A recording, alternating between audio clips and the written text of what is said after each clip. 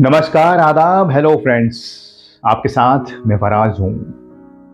गम और खुशी में फ़र्क ना महसूस हो जहां, गम और खुशी में फ़र्क ना महसूस हो जहां, मैं दिल को उस मकाम पे लाता चला गया। ये गीत फिलॉसफी है ज़िंदगी जीने की, जो हमें दिया है देव आनंद साहब ने। यकीनन साहिर साहब के बोल हैं, रफ़ी साहब ने गाया है। जयदेव जी की धुन है मधुर, लेकिन साहिर साहब ने देव साहब को समझकर इस नगमे को लिखा था। यकीनन आप समझ गए होंगे कि आज देव आनंद साहब का जिक्र होगा, जिन्हें हम प्यार से देव साहब कहते हैं। यह खास कार्यक्रम इसलिए कि देव साहब अगर आज हमारे बीच होते, मैं तो ये मानता हूं वो आज भी हमारे बीच हैं, तो पूरे 100 साल के हो जाते। 1923, 26 सितंबर 1923 और ये 2023।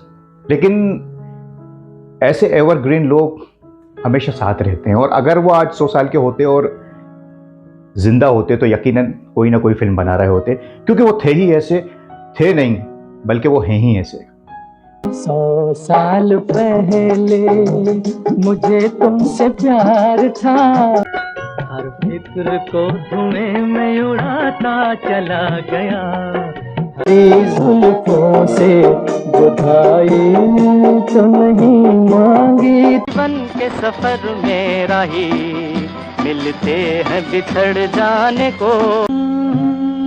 बेखुदी में तुम को पुकार, मन मेरे सुन मेरा कहना, जहान मन जनाब ने पुकारा नहीं, क्या मेरा साथ भी गवा। तो नशा हो जाए ऐसे तो न देखो तुम, या कोई हकीकत कौन हो तुम बतलाओ। कभंवर करे पुकार, प्यार का राग सुनो, प्यार का राग। प्यार से प्यार सजा, सुन ले तू दिल की दीवाना मस्ताना हुआ दिल, जाने कहाँ है अपना दिल तो आवारा न जाने। ये जीवन की डोर से बांध लिया है, बांध लिया है। अच्छा आज भी है और कल भी रहेगा। दोस्तों, देव साहब के बारे में हम काफी कुछ जानते हैं, कैसे वो फिल्मों में आए, गुरुदत्त से दोस्ती, सुरैया जी से उनका इश्क, और क्या क्या उनकी फिल्में हैं, क्या क्या गीत हैं, वो हम तकरीबन जानते हैं। देव आनंद साहब उन खुशनसीब एक्टर्स में रहे, वो तिकड़ी तो थे ही दिलीप साहब, राज कपूर जी और देवानंद जी की। देव साहब उन खूबसूरत एक्टर्स में रहे जिनके लिए लड़कियां दीवानी थीं। ब्लैक कोट, काले कपड़े पहनना बंद कर दिया था। रफ़ी साहब और किशोर दा ने उनके लिए भरपूर गीत गाए। मैं ये समझता हूं कि देव साहब भी ऐसे एक्टर रहे जिनके लिए रफ़ी साहब और किशोर दा ने बराबर गीत गाए, और सारे ही गीत मकबूल हुए। यह खुशनसीबी सिर्फ देव साहब के ही हिस्से में आई है। तो मैंने आपसे जिक्र किया ना कि सुरैया जी से मोहब्बत, अच्छा वो माना करते थे, झूठ का कोई कॉलम नहीं था देव साहब की जिंदगी में, जो है सो है। सुरैया से मोहब्बत थी तो उसको माना। फिर बाद में किस तरह से कल्पना कार्तिक जी से उन्होंने शादी की, ये भी हम जानते हैं, और फिर ये रिश्ता चला। कई अफेयर्स के किस्से आते हैं, कई एक्ट्रेस के नाम आते हैं, उसमें जीनत अमान भी हो सकती हैं और भी। लेकिन देव साहब को जो काम है वो हमेशा वक्त के आगे रहा। काला बाजार हो, गाइड हो, गाइड पर बहुत ज्यादा बात इसलिए नहीं करूंगा कि हम जानते हैं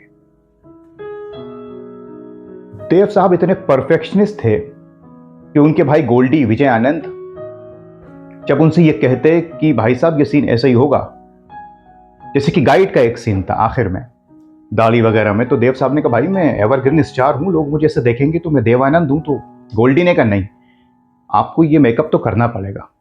देव साहब नहीं मान रहे थे, लेकिन फिर बाद में गोल्डी की बात मानी और उसी गेटअप में आए और फिर अपना सीन दिया, तो मान जाया करते थे। यही काला बाजार में भी हुआ और कई फिल्में, और नवकेतन के बाहर भी जो उनकी फिल्में हैं, बहुत सारी फिल्में हैं दोस्तों, बहुत सारे गीत हैं देव साहब के। लेकिन आज जो मैं आपसे जिक्र करने जा रहा हूं, यह काम सिर्फ देव आनंद ही कर सकते थे। मैंने कहा ना आपसे कि वक्त के बहुत आगे उनकी सोच थी, बहुत ज्यादा आगे। ऐसा किया देव आनंद साहब ने कि फिर कोई नहीं कर पाया और वो पब्लिक को बहुत पसंद आया। तो कार्यक्रम में हम आगे बढ़ें उसके पहले एक किस्सा मुझे याद आ रहा है, वो आपसे मैं जरूर शेयर करूंगा।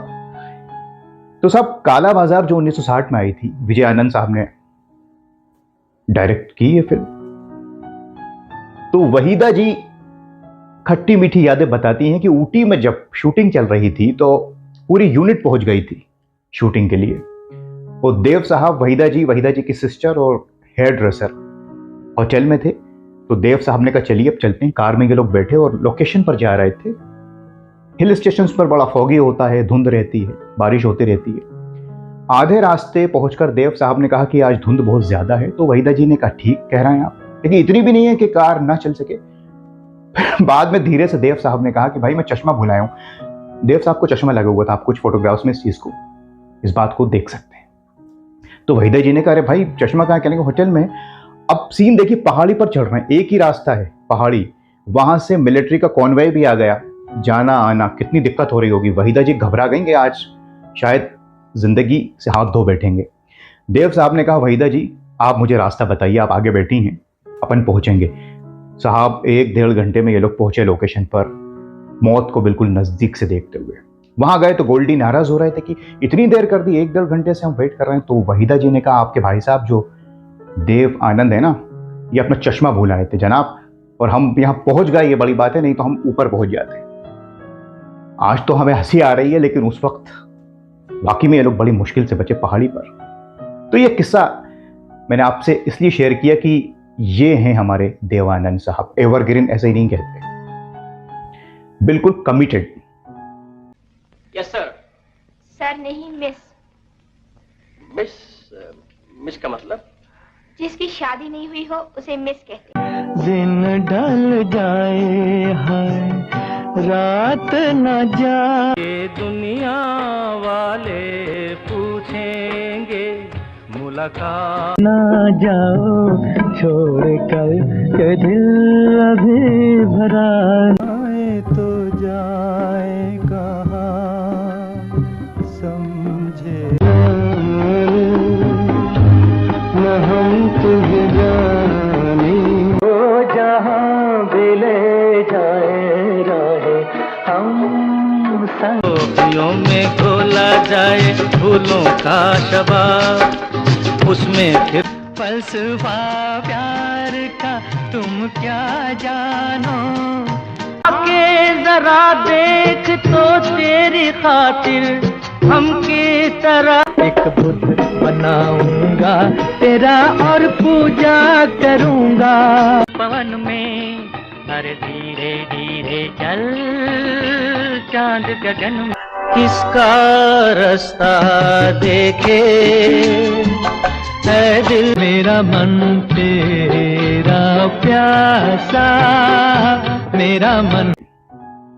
अब उनकी सारी फिल्में आपके सामने आ रही होंगी, गाइड, ज्वेल थीफ, हम दोनों, असली नकली, तेरे घर के सामने, फंटूश, पेइंग गेस्ट, तेरे मेरे सपने, बहुत सारी फिल्में और उनके गीत भी।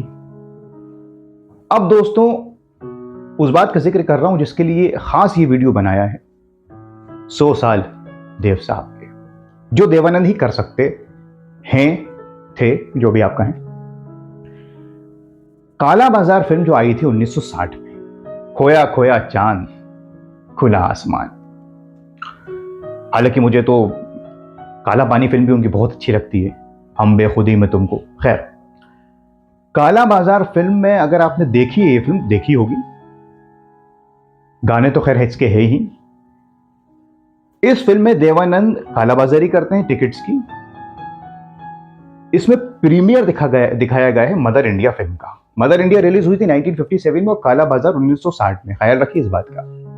मैंने आपसे कहा कि देव साहब वक्त के आगे चला करते थे और उनके साथ उनके भाई थे विजय आनंद। अच्छा, काला बाजार में ये तीनों भाई थे, चेतन आनंद जी, देव साहब और विजय आनंद, ये एकमात्र ऐसी फिल्म रही तीनों भाइयों की। तो विजय आनंद और देव आनंद ने ये तय किया, महबूब खान से बड़ी दोस्ती थी देवानंद साहब की, साथ में फिल्म तो नहीं की लेकिन गहरी दोस्ती थी। महबूब स्टूडियोज में ही महबूब साहब ने देव साहब को रूम दे रखा था, ऑफिस था नवकेतन का, वहीं पे इतनी गहरी दोस्ती थी। तो देव साहब ने महबूब साहब से ये कहा कि जनाब ये प्रीमियर जो आप कर रहे हैं मदर इंडिया का 1957 में, हम इसको रिकॉर्ड करना चाहते हैं और इसे बाद में हम अपनी फिल्म में इस्तेमाल करेंगे। महबूब साहब मान गए। अब उस जमाने में प्रीमियर के फोटोज आया करते थे अखबार में, मीडिया तो था नहीं इतना। सोच देखिए आप देवानंद की और विजय आनंद की। महबूब साहब ने कहा शूट कर लीजिए इसको, फिर शूट किया 1957 में, और बाद में महबूब साहब की परमिशन से इसे काला बाजार फिल्म में रखा गया। जो दिखाते हैं ना उसमें रफ़ी साहब दिख रहे हैं, सोहराब मोदी, महबूब खान, राजेंद्र कुमार, नरगिस जी, लता जी, तमाम लोग। दोस्तों जब इस प्रीमियर को रखा गया एज इट इज, उसको शूट पहले ही कर लिया था आप, मतलब ये देखिए कि कितना दूर की सोचा करते थे। ऐसे ही देवानंद विजय आनंद ऐसे नहीं है। अब 1960 में जब इसको रखा गया, ब्लैकमेलिंग जो ब्लैक मार्केटिंग जो उसमें है, पूरी कालाबाजारी दिखाई गई है, ब्लैक होता है।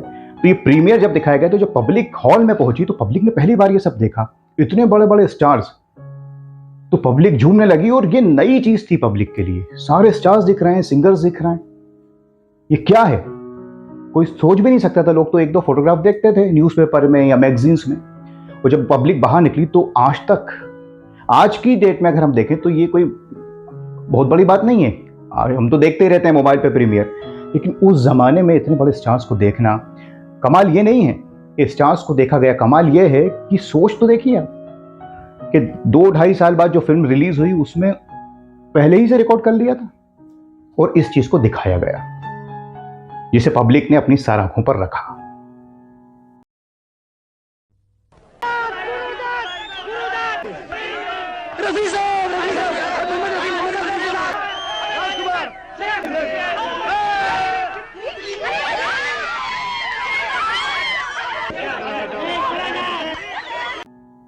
और ये खाली काला बाजार की बात नहीं है दोस्तों, देव साहब अपनी हर फिल्म अलग बनाते थे।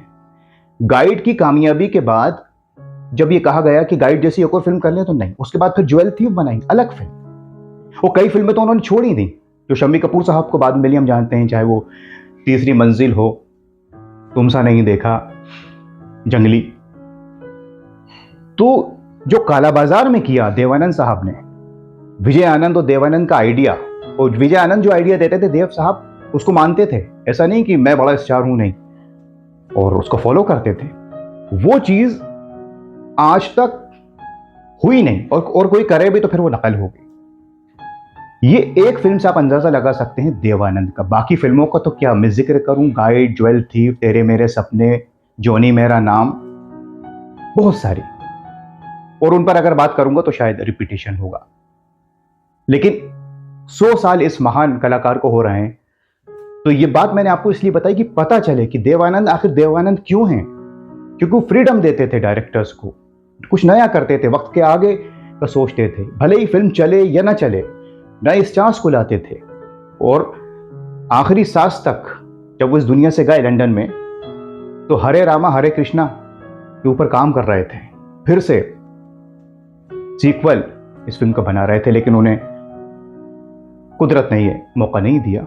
इतने जिंदा दिल हैं हमारे देव साहब। दिल पुकारे आरे आरे आरे अभी ना देखो ओ दीवानो, तुम ये काम ना करो, करने वालों के सीने में प्यार भर दूं, अरे मैं वो पर जिया जिया कुछ बोल दो, अरे ओ छेड़ा मेरे दिल ने तराना तेरे प्यार का, जिसने सुना तस्वीर तेरी दिल में, जिस दिन से फूलों के रंग से, दिल की कलम से तुझको लिख देखी सबकी यारी, मेरा दिल जलाना।